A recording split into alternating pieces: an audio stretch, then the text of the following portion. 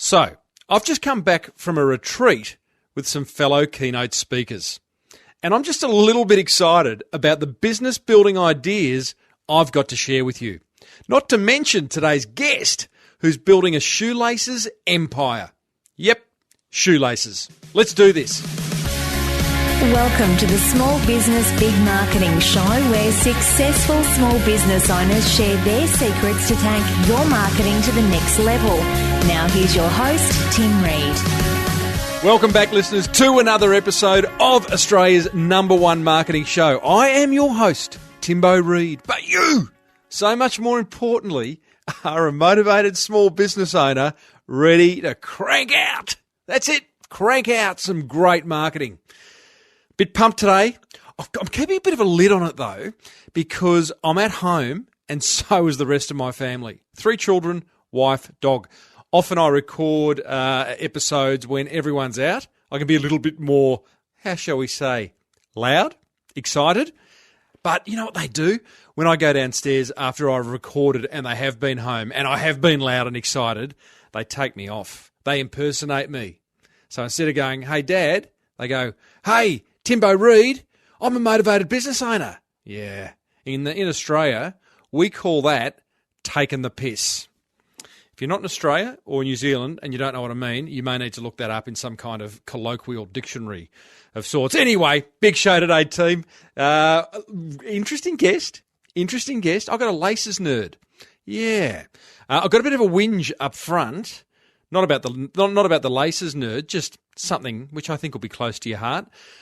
I've been away for a couple of days planning and I want to share some insights with you. Feeling very motivated, very grateful, and very excited. What else we got? A little bit of an insight into the forum, the Small Business Big Marketing Forum. Got to love that. And plenty more. Oh, marketing quote of the week, hey? Marketing show. May as well have a marketing quote. Let's get stuck right in. Small Business Big Marketing with Tim Reid. smallbusinessbigmarketing.com. I think I'll start with getting the whinge out of the way. Before I hit the record button today, I had a paddle pop. Yeah, probably another Australian type product that isn't available overseas. It's an ice cream. It is an ice cream that has been with us forever. Grew up with paddle pops. Now, I know I have got bigger over the years in terms of height and sometimes in terms of size. However, this paddle pop was tiny. It was tiny. It's like I'm holding the stick. It isn't even as long as my index finger. And the ice cream itself, small. I think products are getting smaller. Other examples, Polly Waffles. I think that's probably an Australian chocolate bar as well. I don't know. I reckon chips, which Americans, you call them crisps. Lots of air in the bag. I don't know. I get let down when I buy an ice cream these days or a bag of chips, which doesn't happen too often, but when I do, I am reminded. Have you noticed that? Yeah? What products in your mind are getting smaller or are full of more air? Hey? Come on, manufacturers. Lift your game. If you are noticing this, and I'm not alone, leave a comment in the show notes of episode 221. Now, a show like this isn't made possible without the support of the very good folks at Net Registry. And they are all about getting your business sorted online, right? I love this quote. Are you online or have you just got an average website? So many small business owners that I come across think, yeah, I've got a website, it's okay, I'm online. No, you're not. A, it's average, and B, you got to cover other bases. Having an average website is not being online, team, at all. That's where the guys at Net Registry can help you. Yeah, they can help you take your average website to an amazing website. They do domain hosting, domain name registration, website design, development, all that stuff, but they do search engine optimization as well. So you can get found on Google. They do pay-per-click ads, Facebook ads, Google ads, all that type of stuff, and they can do your social media setup. So if you really want to be online, if you really want to optimize your digital footprint, head over to netregistry.com.au and tell them Timbo sent you.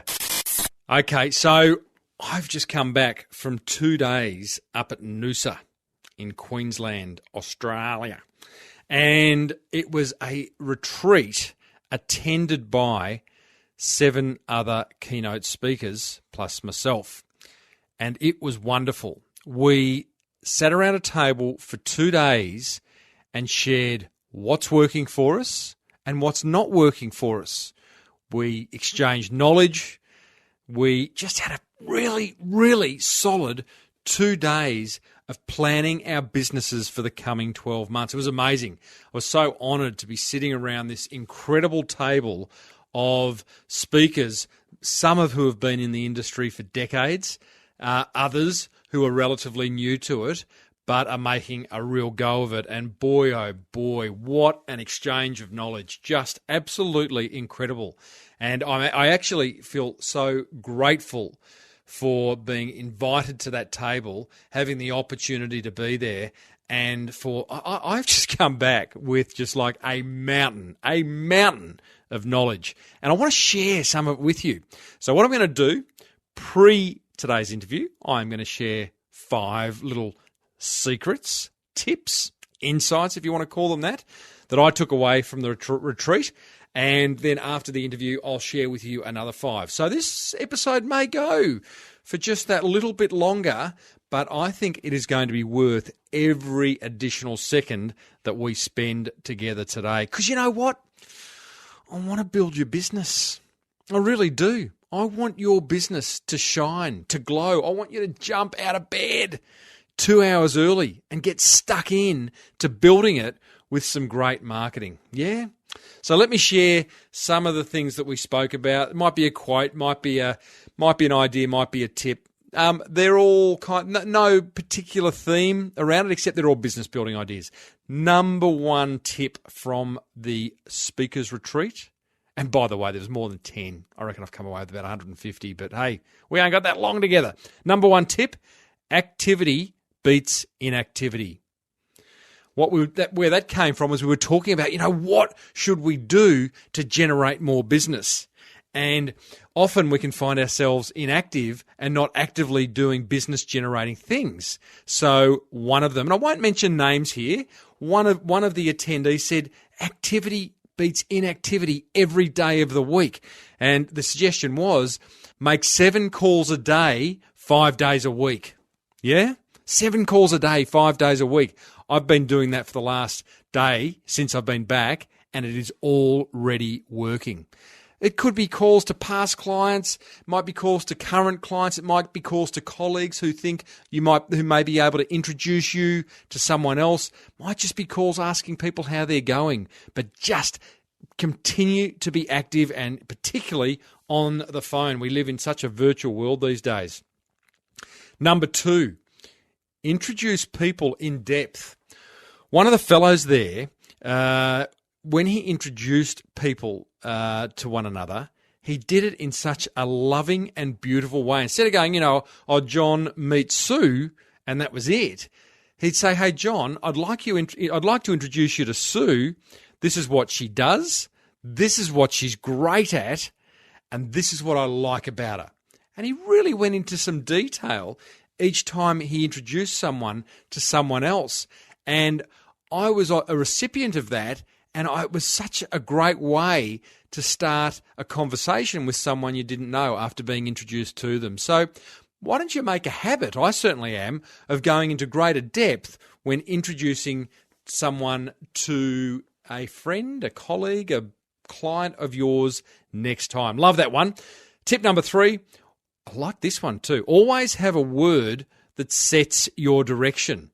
I noticed a number of the speakers around this table had a word that it was like I often heard them say, my word for 2014 was generous, or my word was no, the power of saying no, or my word is fun or decisive. But they had a word, and that word drove all their key decisions throughout the year. I'm liking that. I'm working on what my word is right now.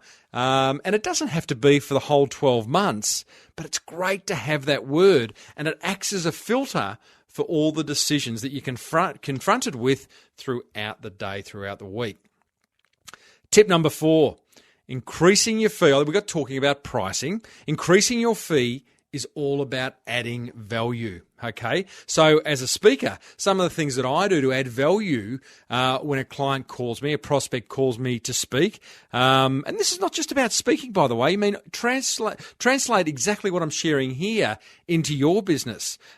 I add a Q&A webinar 3 weeks after the event at which I'll speak. I'm happy to do an introductory video that the client can share with the conference delegates in the weeks leading up to the conference. I'm happy to do worksheets. I'm happy to do meet and greets. So not just turn up to the event and speak, but actually do meet and greets with sponsors or with attendees during the breaks. And all these things have high value, but they don't cost me a lot, right? And that's where the magic is, high perceived value to the client at generally a low cost to you. Sure, there'll be some value add ideas where there will be a significant cost to you, but it is all about adding value and being able to charge what you think you're worth versus discounting. You know where that leads? That, my friends, is a one-way street. So that's a bit about value add and increasing your fee. Tip number 5 before we move on, and we'll come back to these later. When you're busy, you have no time to create.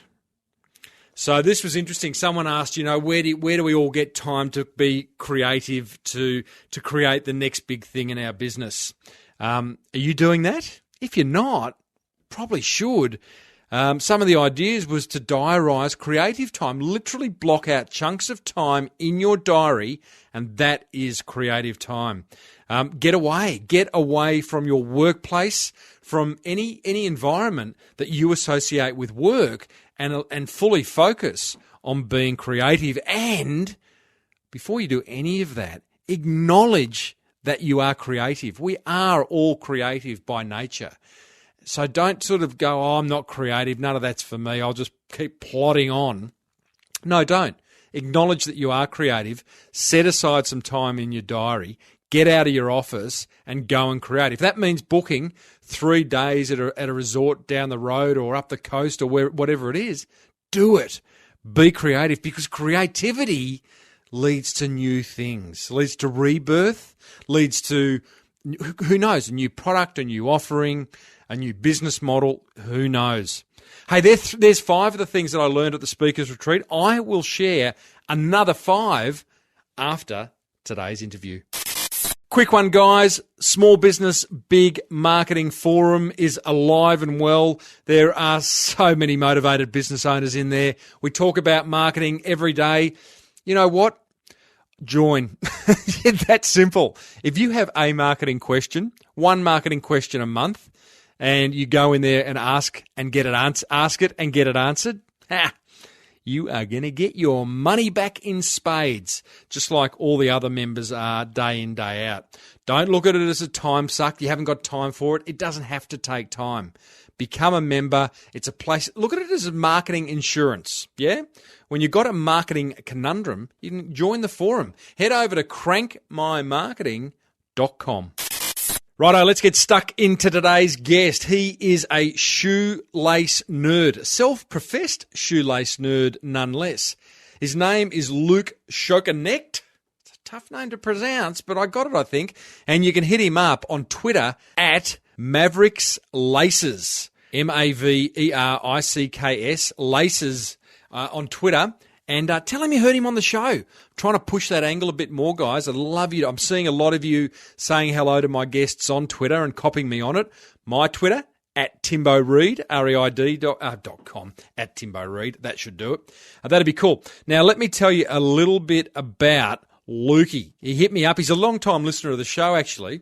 But what I like about him, he's a graphic designer and brand consultant who was keen to start up with his business partner a business that showed off their wares, their expertise in that area. This was a bit like the girls at Frank Body Scrub did exactly the same. I love it when designers or business consultants do this kind of stuff because they're walking their talk. In his intro to me, he says he loves shoes and he was spending far too much money on good kicks. Yeah, wow. Young people of today spending $300, $400, $500 on a pair of kicks. What's going on there? Still getting around them at Dunlop volleys. No, I'm not. No, Dunlop KT 26s. Got to love those ones. Now, he goes on to say, we thought shoelaces were a cheap entry product, but we wanted to do something different. And he gave birth, in a kind of roundabout way, to coloured shoelaces, and they're called Mavericks Laces. 3 things happened within the first few weeks of doing it. How's this? He couldn't believe how many comments people were making about them and asked where they could get them. The coloured laces made their shoes look different every time they wore a different colour and transformed their shoes, hey? To the point that they felt like renegades. Hey, got me yellow laces on my blue shoes. I feel like a renegade. I love that. I love the fact that you can make something out of nothing, make any product interesting, and that's what this interview is all about. So Luke and his business partner went ahead. They continue to have a brand consultancy and design business, but they went ahead and launched Mavericks Laces to some wonderful, wonderful success, and they've got some wonderful marketing insights to share. So I started by asking Luke, how much does he really love shoes? I do love shoes. My business partner probably loves shoes a bit more than I do. He's got a bigger shoe collection than any female I've ever seen. Wow. Well, how many are we talking? Probably 20 plus, 30 maybe. Yeah, I was kind of expecting to hear 100 or something ridiculous, but that's a lot of shoes. But some of these are sort of handmade English shoes that cost you upwards of $300. So yeah, right. It's pretty impressive. What are your favourite pumps? I love a brand called Grensons in the UK. They make beautiful all-leather Goodyear welted shoes, and also just like your Nike sort of sneakers and that sort of stuff as well. So your Grensons, are they a brogue or are they? Yeah, so mainly sort of brogues and Oxfords and Derby shoes and all that sort of stuff, but beautiful sort of, like I said, handmade, lovely leather finish, and they're just a beautiful high quality shoe that'll last you 10 years plus if you look after them. Grensons? Grenson, yep. I have to look them up. Yeah, in the UK, they're doing quite well. The guy who runs it, Tim Little, I think his name is, he used to be the head of Adidas at one stage, so right. He knows what he's doing. He knows what he's doing.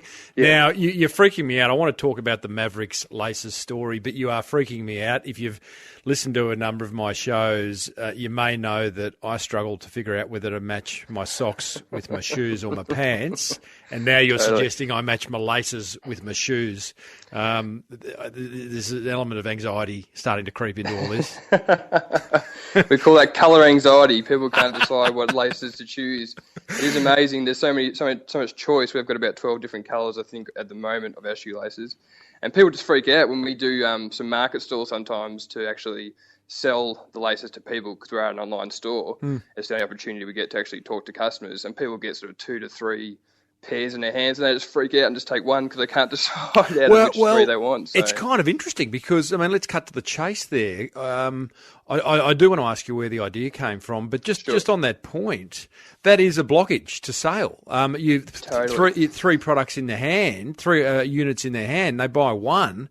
You'd prefer they buy 3, but they're not buying 3 because they're confused. You do a really good job on your website of educating people on how to tie laces. You've got lacing styles. I love that page. That plays right into my concept of helpful marketing. I've got a couple of tips for you there. Remind me in a minute.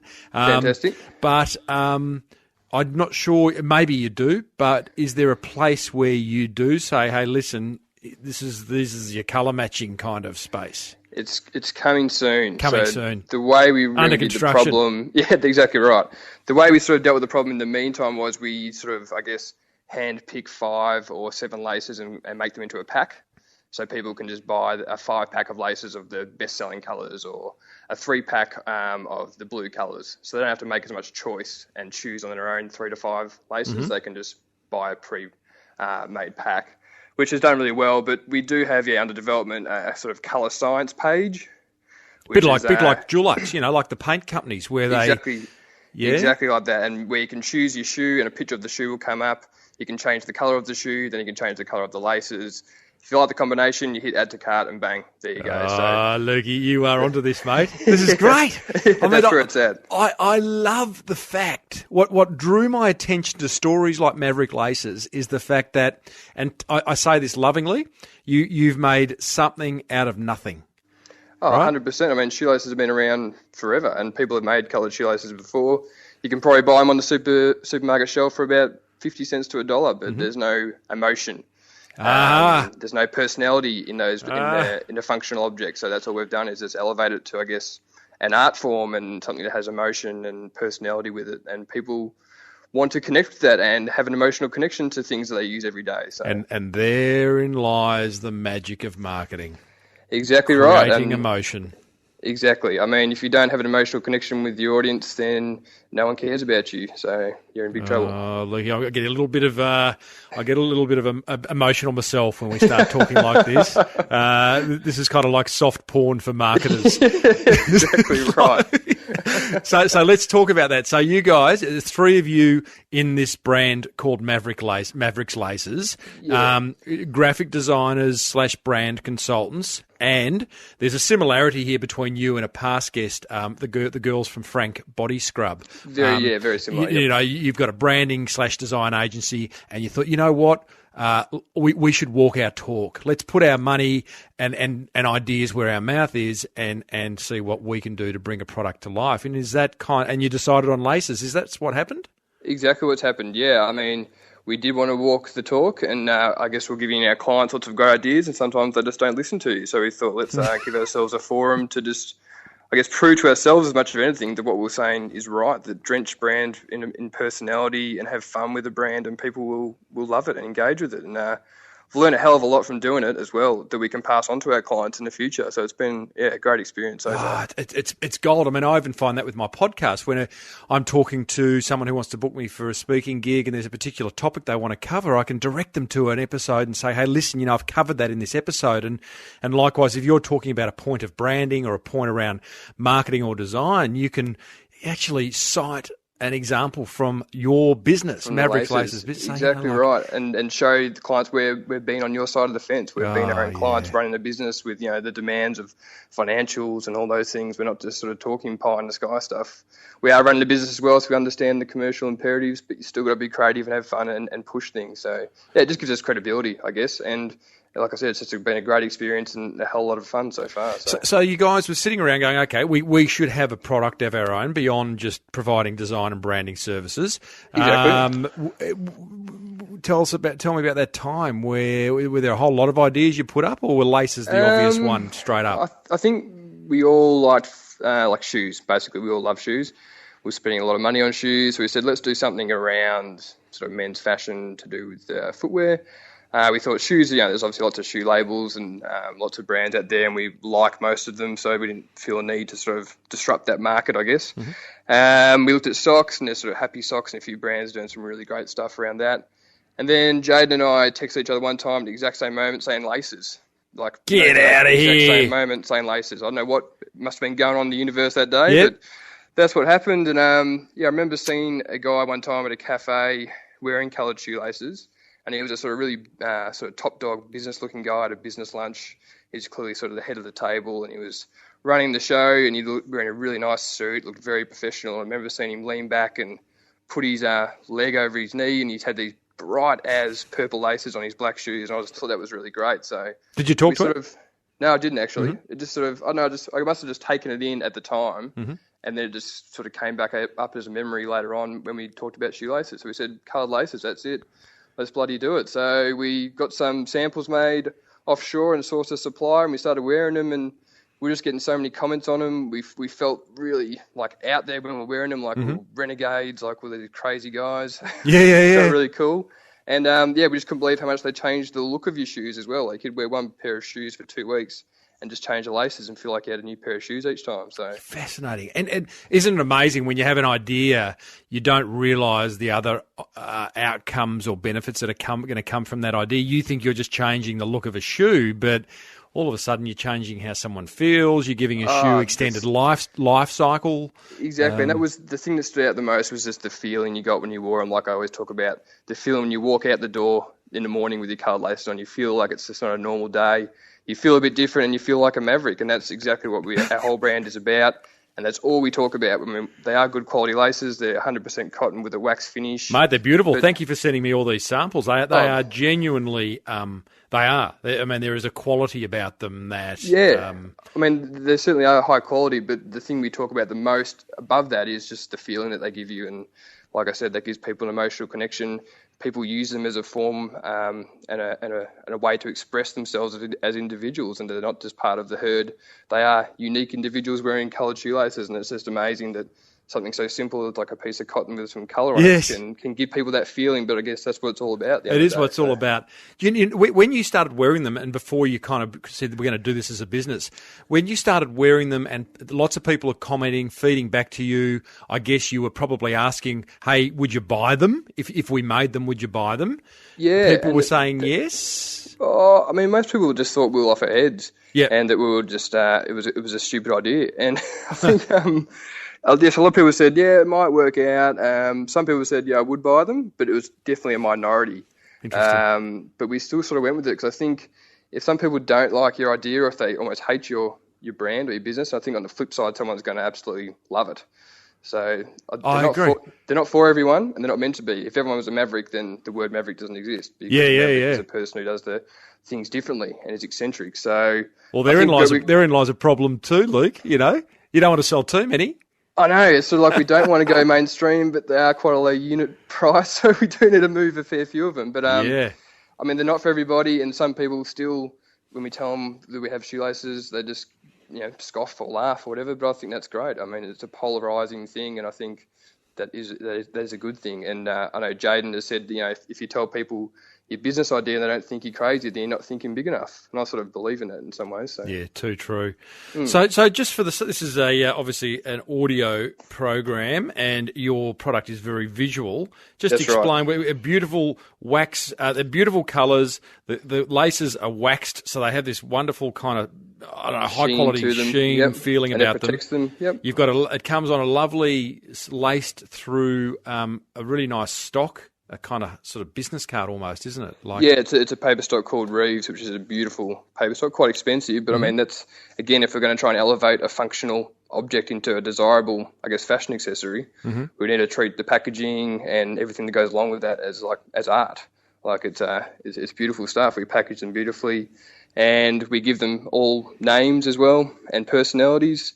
So again, a colour, people feel different ways about colours. So we look at the colours that we're getting, we think who reminds us of that colour, and we name the lace after that person. We write on our website a short bio about that lace colour so people can connect with that. And we get people buying the laces purely just based on the name sometimes, which is hilarious. So, yeah. And price-wise, again, pricing's just one of those ongoing dramas that all small business owners struggle with. How did you go about pricing?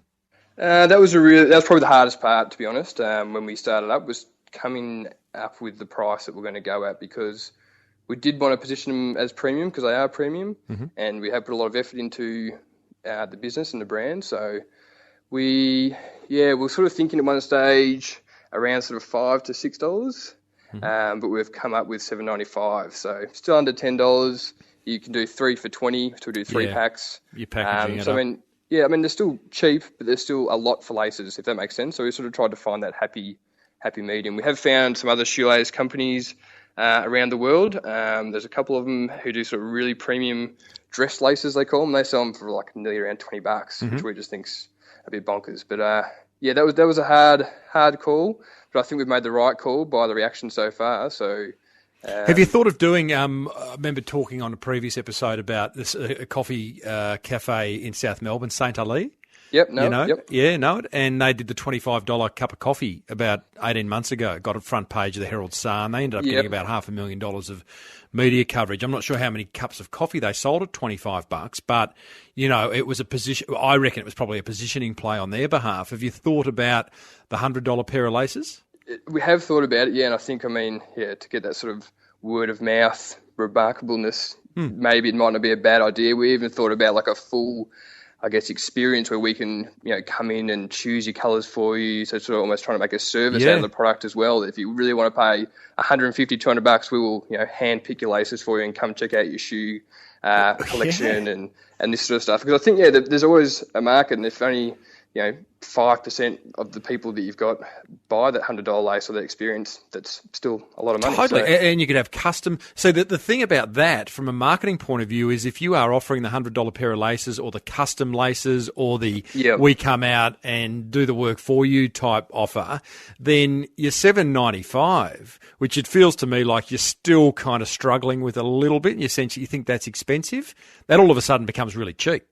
Oh, 100%. Exactly right. So it positions or repositions the whole costing structure. So I mean, it's certainly something we're thinking about. I mean, it's just we've got so many ideas all the time. It's just how many minutes in a day or which one do you go with is always the problem. I mean, I wish I could just work 24 hours on Mavericks and just do all the things I wanted to do. But there's lots of things up in the pipeline. That's for sure. I was talking about this too. I had a coffee with a friend of mine early this morning, and we were both talking about the beauty that comes in businesses that just have one thing that they sell. Yeah, it's like, so for you, as you just said, imagine if all you did every morning you got up and said, you know what, this morning I'm just going to sell more laces in more clever ways to more people and have more fun with that whole thing. Whereas you're torn, I'm guessing, between your laces, Mavericks Laces, and your graphic design / branding consultancy. Yeah, that's Where exactly right. And Jaden, he has his own graphic design business, and I have my own branding and design agency with another friend of mine. So it's hard, but I mean, we probably spend about 2 to 3 days on Mavericks Laces, and a lot of that's probably out of hours in some ways. Yep. But I mean, it is, the more Mavericks Laces grows and succeeds, it constantly is this sort of tension between where do you put your time. But we've managed it quite well so far, and I still love my design and branding. Like, I love dealing with people and clients and helping them. So passionate about that sort of thing. So, there'll be a decision point. There has to be a decision point at some time, and it may be that you become the Mavericks Laces guy, but your design services are on offer at a big price because you're responsible for. I remember interviewing. Do you remember the early days of Twitter? There was the fail whale. Do you remember? Whale. Yeah, no, I never saw it. Okay, so Twitter used to crash a lot in the first kind of 12, 18 months. And what you would get was this crazy little animated illustration of a whale. And it was called the fail whale. And anyone on Twitter at the time, you'd see it every day. I ended up interviewing the designer of the fail whale because at the time she was like famous. Wow, who designed that? And she subsequently got a lot of work and high-paid work because she was the one who designed the fail whale for Twitter. Oh, fantastic. Yeah. So it's like, same for you. You could be, you get that Mavericks Laces thing to a point where it's just rocking. You're like, wow, you're the guys from Mavericks. Can you design my packaging for this or whatever it is? Yeah, and, which I mean, it's already sort of started to happen in some instances with both our design businesses. We have had business come just purely from Mavericks Laces, which is great. But I totally get what you're saying, that if that is the path we go down, that becomes the sort of the full-time gig, but then sort of consulting at a premium when I have time could be the outcome. But yeah, it's something that I'll just sort of let happen organically, I think, for the next couple of years. Now, Lukey, wrap some numbers around it, mate. Give us the scoreboard. When did you launch Mavericks? We launched Australia Day 2012. Okay, so we're almost almost 3 years, close to 3 years in. Yes, I think so. I might have got confused there, but well, maths is not my strong point, mate. Show me a spreadsheet and you need to call an ambulance. Now, reveal as much as you want, hopefully everything. How many pairs have you sold, staff, turnover, money spent on marketing? What do you got? It's a really good question with the laces moved. I haven't looked at the reports for a while. We're probably around about, at the moment, probably 10,000 laces a quarter. So we're moving quite a few. I mean, our first order when we started up was like, I think 3,000 or something now, but I think about 6 months ago we ordered 42,000 pairs. So we're hoping to get through all those within 12 months. Mm-hmm. Turnovers, 6 figures. I won't probably elaborate too much on that just yet. Would that be low 6 figures or like a high 6 figures? Lowish 6 figures. Yeah, I mean we're not sipping cocktails on the beach every day just yet. Yeah. But still wearing thongs. Yeah, exactly. Oh, yeah, no thongs, mate. No laces and thongs. Yeah, correct. And staff, we don't really have much staff at the moment. Right. It's certainly getting to the point though where we are going to have to get some staff to keep things tracked along. Yep. I mean, to start with, we've just done everything ourselves, which has been a great experience to learn about the logistics of shipping the laces and all that side of things as well. But now we're getting to the point where the time we are spending those 2-3 days on Mavericks needs to be the really valuable stuff, the stuff that's going to grow the business, not the things just to keep the clock ticking over. So we are going to bring on some staff shortly. I mean, we've had family helping us out a fair bit, which has been great. Mm-hmm. And what do you spend on marketing? Not anything anymore. Love it. So when we started up, we didn't spend a cent. We just went social media, just flat out. And I think the beauty of our product is it is so visual, and we get lots of people, probably at least 1 or 2 people a day on Instagram tagging us with a photo of themselves wearing our laces with hashtag Mavericks Laces, which gives us heaps of content to keep using. And I think if people are posting about something on social media off their own back about a brand, then that really always gets good results. Yeah, that's gold. It's just word of mouth in a digital forum. So okay, so you've created that scoreboard's come about. You got your online store. You have got retailers. So we've got just over 65 stores stocking Mavericks Laces at the moment. Probably the biggest name being Country Road in Australia. Nice. We probably want to go any bigger than that, I don't think. We're not looking at going to any of the majors. How did Country Road come about? Country Road, overseas listeners, how would you describe that? It's It was sort of, I guess, an apparel label to start with, but they're sort of branched out into homewares and all types of stuff now. And it's kind of like it'd be a rung below, rung below Ralph Lauren. Yeah, rung below probably. And they've sort of, I guess, they've sort of been reinvigorated in the last few years, I think, Country Road. They've really done some cool stuff. And so how'd you get in there? They just approached us. So we got lots of press when we started out, and on some pretty cool sites like the Design Files and Broadsheet and all those sort of cool sites, which was great and gave us huge exposure. And then we just got lots of people approaching us, and one of them happened to be the men's fashion designer for Country Road, and he wanted to get our laces into the store. I think we're the first label that hasn't been Country Road to be stocked in Country Road, which is a pretty cool achievement. That's a big claim. The first non-Country Road brand to be stocked in Country Road under your own brand. So they you haven't white labelled it. No, haven't white labelled it. So they are Mavericks in there, and well done. Yeah, that's been really good. And then we still talk to them about what's coming up for the next season's colours and what we can provide them. They smash you on price? No, they've been pretty good. I mean, I don't want to talk out of school, but they did, try and squeeze us a little bit, but we held firm, so that was a bit of a learning in itself. But no, they've been really good to deal with, and been a huge avenue to awareness for us as well by being stocked in Country Road. And we've got lots of sort of small retailers around Australia that sort of unique gift stores and lots of shoe stores, obviously. And we've sort of expanded a little bit into New Zealand, and we've got, I think, 8 stores now in South Africa stocking us, and some in the States and some in the UK, but we're really looking at next year trying to go to the States and really hitting that market. So here's the thing, Luke. I'm guessing the competitive landscape is about to heat up, because as you get more successful, in come the competitors. Not a hard at a product level, and this is again comes back to emotion and branding. At a product level, pretty easy to copy. Oh, 100%. Hey? I mean, we've had problems in the past for sure. I mean, we just found the other day a brand called Pilgrims, I think it was, over in Norway or something, with the exact same tags. The logo was the exact same font, all this sort of stuff, exact same colours, and that's tough to handle. I mean, Jaden gets really fired up about that. I sort of tend to not get as fired up about it. What's Big J do? Give us a. He just sort of gets onto the Facebook and leaves a few comments on their page and gets a few mates around. We know where you live. Hey, you Vikings. You might be Vikings, but I don't know. Yeah, he calls in the heavies on the social media to get on them. But look, I mean, there's only so much you can do about that. At the end of the day, I take it as a compliment more than anything that we're doing something right. Well, if you can take energy from it, and if we get a bit woo-woo, go, that empowers you to go, okay, so people like it enough to copy it, exactly, put their own skin in the game. We're just going to do it a whole lot better. You've got first, have you got first, well, it's not first user advantage, but have you got, you're the first in the marketplace here. Yep. We're the first in the world to do something like this? Or No, I mean, well, coloured shoelaces has been around. You could buy them at supermarkets at Mr. Minute and stuff forever. But I guess we were sort of one of the first, definitely the first in Australia to really push it hard and go, we love shoelaces, we are obsessed with shoelaces, we sell them.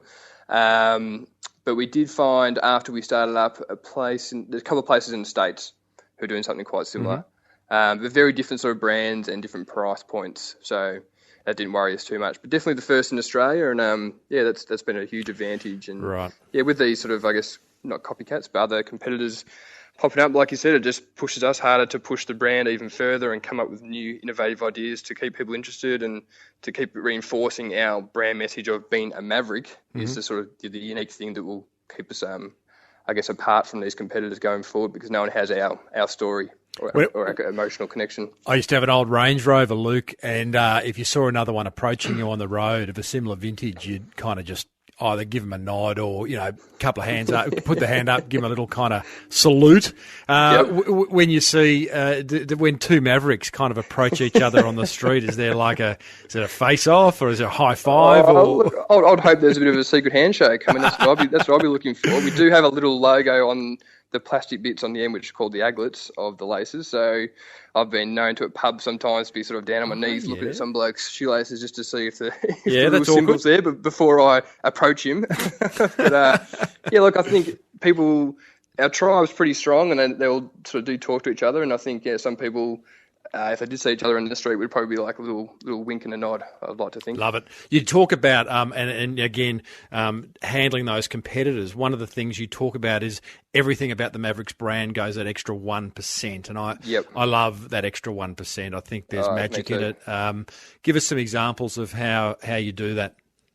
Well, basically any time our audience is going to come in contact with our product or our online store and retail stores, we just try and treat that as an opportunity to do something extra and to, I guess, surprise or delight our audience. So even little things like we have Shopify for our online store, which is a really great back end to use to start up an online store. And that provides you with email templates. So when an order comes through, it automatically sends an order to the customer saying, here's what you've ordered, thank you for your order, blah, blah, blah. And a lot of businesses will just put their logo at the top of that. Whereas we said, well, people just bought some laces from us. This is a really important moment. We need to do something special here. So we wrote a whole fanciful story, just probably, just taking the piss about, your laces at the moment have been transported by pygmies in the Amazon jungle to try and find some killer beeswax to wax your laces. Yeah. They'll then be flown by helicopter to our huge dispatch warehouse where our laces packing ninja does backflips and all this sort of stuff, and just completely fanciful. And then obviously underneath that it has this is what you ordered and here's the cost and here's how long it take. But the amount of people that email back to us to the order confirmation email saying, wow, that just made my day, or people share that on social media. I mean, anytime you're talking to your audience, you just got to go that extra 1% and give them something special to tell their friends about. I think that's what we always say. Well, I love it. And I'll give you a couple of other examples that you do, because you've sent me some laces in the post. Your extra 1% is wonderful, beautiful, beautiful envelope that it comes in. Yeah, that's actually, we commissioned that illustration from an illustrator in New York to help launch our spring range of colours. She did a custom illustration of Melbourne in springtime, an envelope, because before that we'll just send them out in white envelopes, and we said again, well, this is an opportunity. The first time it arrives and someone gets to hold the package, it's got to be a special moment. So exactly. I mean, A, I don't want to throw it out. B, I went down and showed my daughter, who loves it. She's into Frankie magazine and all that lovely design stuff. Fantastic. So looks like that. The other thing you do, and again, listeners, this is simple stuff. Like, it's not brain surgery. The label that you've printed my name and address on, it's got your lovely branding on. It's not just like one you punch out of a bubble jet printer. There was a postcard that came with it saying, thank you for your order. with some, again, funky copy. Some stuff, for example, it says, so look down, take a moment and give yourself a fist pump on the inside, you little rebel. So, just stuff like that is just like it brings it all together. As you say, builds the personality. You feel as though you're a part of something. You are giving people a reason to share. Yeah, that's the main thing. Yep. Yeah, gosh, it's just, when you see stuff like this, I always use Apple as the kind of the kings of this, where exactly right. Yep. It's just this beautiful consistency, and people go, oh, yeah, but that's Apple. They got billions of dollars. Everything you've just shown me, I'm sure commissioning the illustration would have cost a bit of dough, but everything you're doing, we're not talking lots of dough. No, and it's just a bit of time. And I mean, if you just got to put yourself in the audience shoes and go, when I buy something online, I want the experience to be special. And if it's special, I'll tell my friends about it. So you just got to sit down and sort of map out that process and go, once they order, until the time people get the package in the mail, how can we surprise and delight them along that journey? And you just got to put a little bit of time into it. And like you said, most of the time it doesn't cost you anything to make people feel a certain way. You just got to put the effort in. And an extra 1% can go a long, long way. And if people are sharing on Facebook this email they got, I mean, that's just a huge opportunity for our brand. So yeah, totally agree. I've got a little joint venture for you. In fact, as of today, as we're recording this, I haven't put the episode that I'm about to tell you to air. But funnily enough, an upcoming episode is with a guy called Bart Atherinos. Right. He is a Melbourne-based guy who has come up with a product called Innies, INNIES. Yep. And it looks like a little clip that you would get on your bread, on your loaf of bread. Yep. But it allows you to tuck your laces inside your shoe. That's clever. Yeah, because I used to do that when I was younger with my sort of skateboarding shoes and stuff. We used to always tuck the laces inside. Well, he solved the problem of you having, because you would stand on your laces tucked inside your shoe. Well, exactly. He solved that problem. And he's doing similar things, again, personality, having fun, beautiful images, and making something out of nothing. And that's another key point that I think really sets our shoelace brand apart, is the amount of effort we put into our photography. I mean, we've been known to do full-day campaign photo shoots of scenes of people wearing shoelaces around the city and stuff, and people just think we're bananas putting that much time into it. But that's what sets us apart, and it's such a visual product. Your photography is absolutely crucial. Even the product photography, we shoot the laces on shoes so people can see the difference they're making to the shoes on the website. So Lukey, I was going to give you that. I'll give you that last tip before I let you go, mate. Going back to that wonderful page you have on your website, Lacing Styles, where you literally cover style after style after style of how to tie your laces differently. I wonder whether you would be better off doing each of those styles one per page. Certainly a lot better for Google searches, because when people are searching for a particular style, or you can have a whole lot of pages on your website about how to tie shoelaces, whereas right now you've only got one long one. Yeah, that's a great point, and I've got some ideas around that as well. That if one of them is called the Commando, you have the page for the Commando style, and then if somehow people can hashtag Commando on Instagram, that would get pulled in down to the bottom of the page. Photographic examples of people wearing that style would be really cool. You are onto it. You're a step ahead.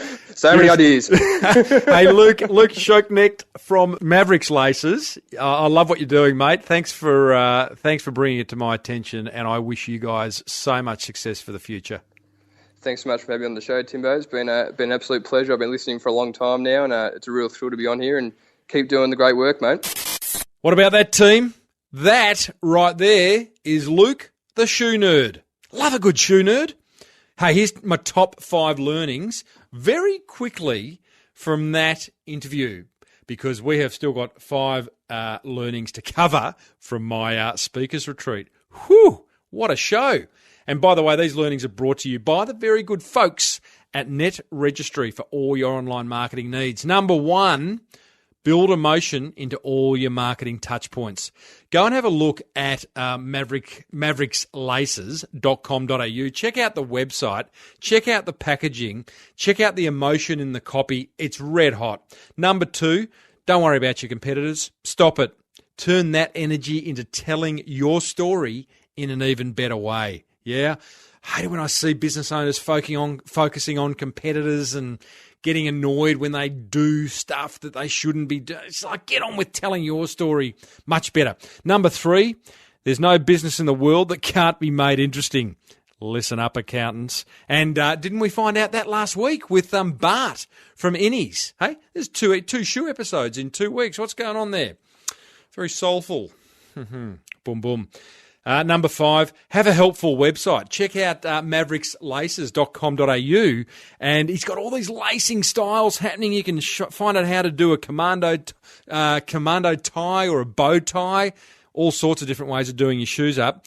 And I do love a helpful website. Number 5, social media. But now, Luke didn't talk about this, but I'm just noticing more and more social media buttons in your footer of your website, not your header, right?